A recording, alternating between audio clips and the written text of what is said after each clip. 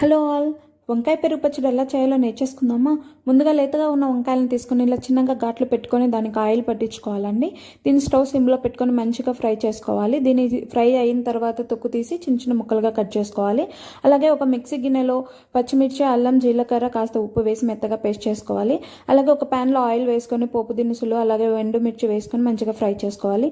ఇది ఫ్రై అయిన తర్వాత ముందుగా పేస్ట్ చేసి పెట్టుకున్న అల్లం, పచ్చిమిర్చి వేసి అలాగే కాస్త పసుపు వేసి మంచిగా ఫ్రై చేసుకోవాలి.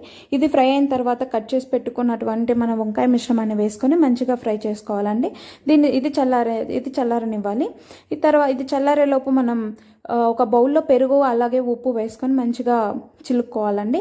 ఈ పెరుగులో మనం చల్లారిన వంకాయ మిశ్రమాన్ని వేసేసుకొని కలిపేసుకుంటే మన వంకాయ పెరుగు పచ్చడి రెడీ.